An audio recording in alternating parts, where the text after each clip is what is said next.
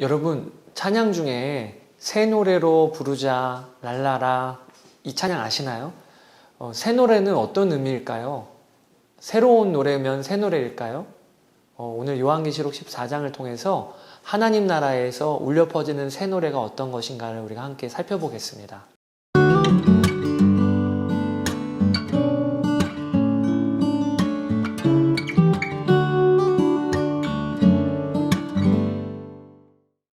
어제 우리가 읽었던 요한계시록은 666이라는 짐승의 숫자로 마무리가 되었습니다.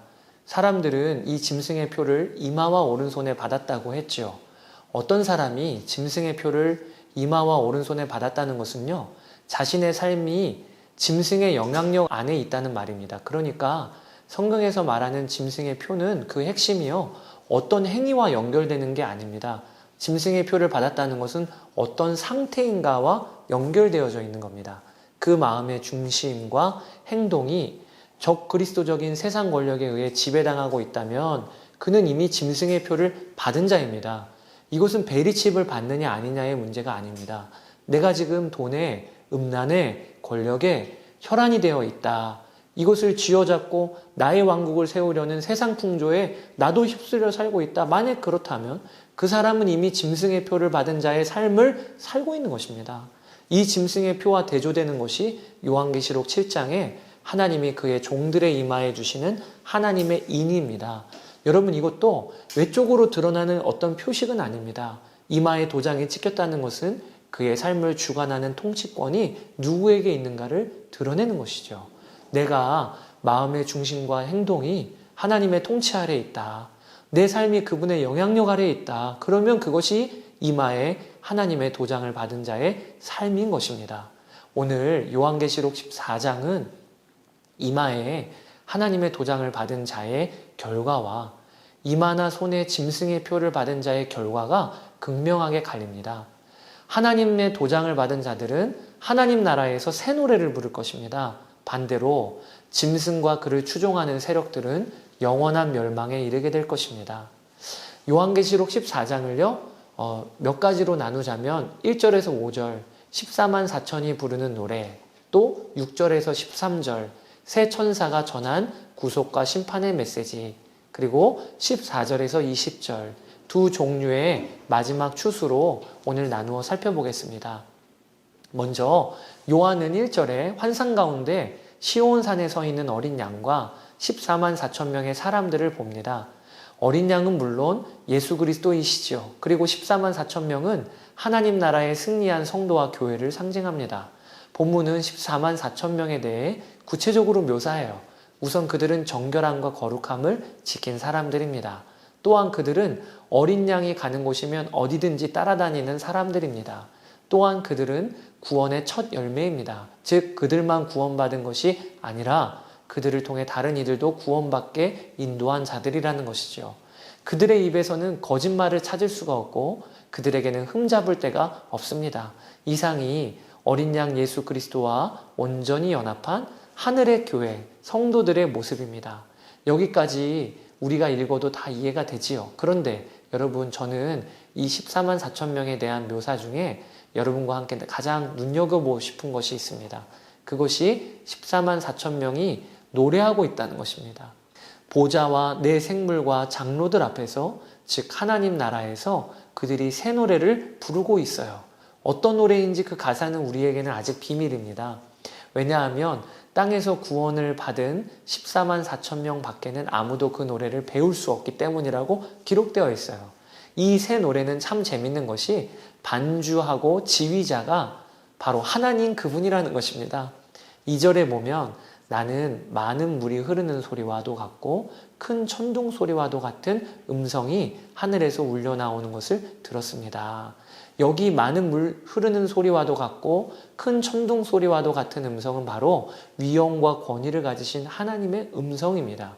그런데 이 음성이 어떠한 역할을 하는가? 2절에 내가 들은 음성은 검은 고를 타고 있는 사람들의 노랫가락과 같았습니다. 즉 하나님의 음성이 검은 고를 타고 있는 사람들의 노랫가락과 같았다고 합니다. 저는 여기서 참 재밌는 상상을 해봐요. 그리고 의미 있는 상상을 해봅니다. 오늘 이 3절을 보며 하나님의 반주와 지휘에 맞춰 노래하는 하늘 합창단의 모습이 그려져요. 하나님의 음성이 검은 곳 타는 자들의 노랫가락과 같았다고 했는데 아마 이 노랫가락에 맞춰 하늘에 승리한 교회와 성도들인 14만 4천 명은 새 노래를 불렀을 것입니다. 지금 하나님은 지휘자이시며 동시에 반주자이신 거예요. 여러분, 예전에 학교 다닐 때 음악 시간 생각 한번 해보세요. 선생님이 반주하시면서 학생들과 함께 노래하시는 장면 생각해 보세요. 우리가 하나님 나라 가면 하나님이 주관하시는 음악 시간이 있을 것만 같습니다. 여러분, 왜 하나님 나라를 이렇게 그리고 있을까요? 혹 반주에 맞춰 다 함께 노래를 불러본 적 있으신가요? 합창을 해본 적 있으신가요? 다 함께 한 노래를 만들어 가려면 어떻게 해야 되는지 경험해 보셨나요? 우선은요, 함께 노래 부르는 사람과 호흡을 맞춰야 합니다. 합창을 부르면 많은 사람이 여러 파트로 나뉘어 부르지만 각각의 파트가 하나가 되어 어우러지게 되지요. 또 지휘자의 인도를 온전히 받아야 합니다. 합창을 부르면서 지휘자를 계속 주목하고 지휘자와 감정을 공유해야 합니다. 어디에서 강하게 나가야 될지, 어디에서 약하고 잠잠하게 나갈지 지휘자와 합창 단원들은 하나가 되지요. 이 합창의 이미지, 지휘자를 따라 함께 노래하는 이미지는 더할 나위 없이 천국의 이미지를 설명하기에 좋은 이미지가 되는 것입니다. 우리는 하나님 나라에서 새 노래를 부를 것입니다. 그런데 그 새 노래의 중요한 특징은 어떤 가사냐가 아닙니다. 새 노래는요, 성도가 하나 되어 한 몸 되어 사랑하면서 부르는 노래가 새 노래인 겁니다. 또한 새 노래는 지휘자 되신 하나님과 온전히 연합하여 부르는 노래, 그분의 인도하심에 순종하며 부르는 노래가 새 노래인 겁니다. 사랑하는 여러분, 우리가 찬양하면서 이런 찬양이 있죠. 새 노래로 부르자 랄라라, 이런 찬양이 있잖아요.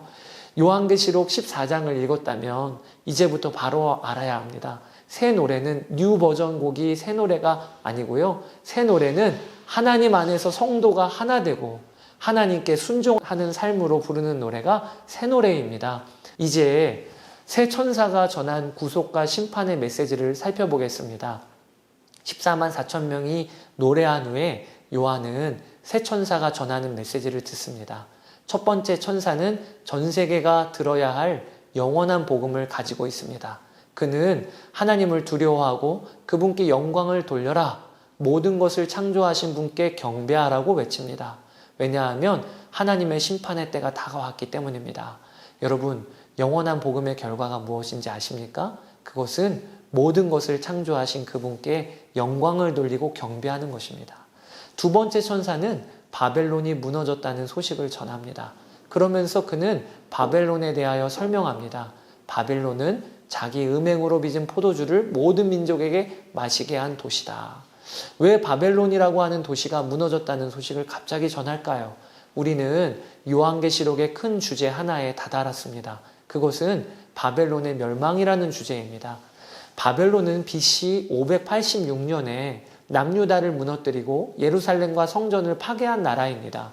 이스라엘은 민족이 주변 나라들로부터 침략당하고 괴롭힘을 받은 것이 바벨론 이전과 이후에도 계속되는 일이었지만 성전을 완전히 파괴시키고 백성을 끌고 가서 세상에 흩은 나라는 바벨론이 처음이었습니다. 그런 의미에서 바벨론은 하나님의 백성을 괴롭히고 하나님을 모독하는 세상 세력의 대명사가 된 거예요.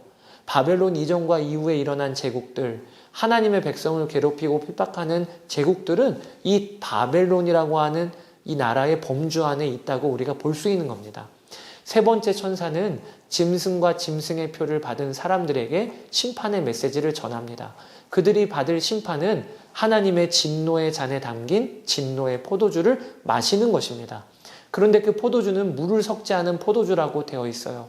당시 사람들은 보통 물과 포도주를 비율로 섞어서 묽게 마시곤 했습니다. 그런데 물을 섞지 않은 포도주를 마시게 하겠다. 이것은 하나님이 진노가 아주 완전하고 애누리가 없다는 뜻인 겁니다. 짐승과 짐승의 표를 받은 자들은 영원히 타는 불과 유향으로 고통을 받을 것입니다. 그 고통에는 중간 휴식도 없을 것입니다. 새 천사가 전한 메시지를 통해 우리는 12장에서 14장의 막간 장면을 이끌었던 질문, 심판 가운데 악의 세력은 어떻게 되는가에 대한 대답을 듣습니다. 악의 세력과 그 추종자들은 영원히 타는 불과 유황으로 들어갈 것입니다. 이제 요한의 눈에는 두 종류의 추수가 이루어지는 것을 봅니다. 한 종류는 인자 같은 분, 즉 예수님이 거두시는 추수입니다. 그분은 머리에 금 면류관을 쓰시고 날이 선 낫으로 땅에 있는 곡식을 거두십니다. 이것은 성도의 구원을 의미하는 것이에요.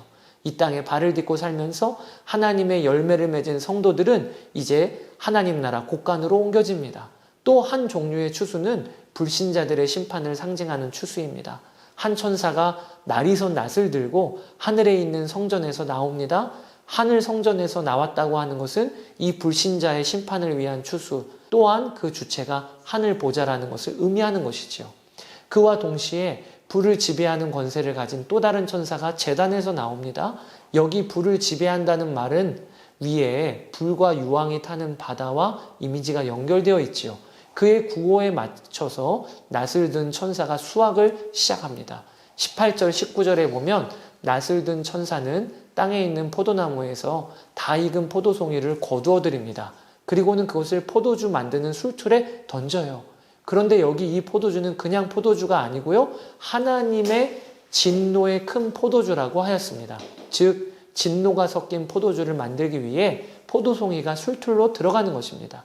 술틀은 성 밖에 있었다고 기록됩니다. 이것은 하나님의 보호하심 밖으로 버려졌다는 의미입니다. 이제 그 포도송이들은 밟혀 눌림을 당합니다. 그리고 거기에서 피가 흘러나옵니다. 이것은 엄청난 심판의 이미지예요. 포도송이로 상징되는 불신자들이 낫으로 거두어 들여진 후에 짓밟혀 그들의 피가 나왔다는 것입니다. 그 피가 얼마나 많이 흘러나오는지 그 양을 묘사하기를 그 피가 말굴레의 높이까지 닿고 거의 1600 스타디온이나 퍼져나갔다고 기록됩니다. 1600 스타디온은 환산하면 300km 정도가 됩니다. 이는 상징적인 숫자로 온 세상을 의미하는 것입니다. 그리고 말굴레는 말의 머리에 씌우는 굴레를 말하는데 말의 머리 높이까지 피가 쌓였다. 이것은 엄청난 양의 피가 흘러나왔음을 말해주고 있는 것입니다. 자, 여기까지 두 종류의 추수를 살펴보았습니다. 우리 다음 장에서 또 만나도록 하겠습니다. 여러분, 예수님은 우리의 피난처가 되십니다. 예수님께로 우리는 피해야 합니다. 오늘 요한계시록 15장을 통해서 우리의 새로운 살 길이신 예수 그리스도를 여러분들이 붙잡게 되기를 축복합니다.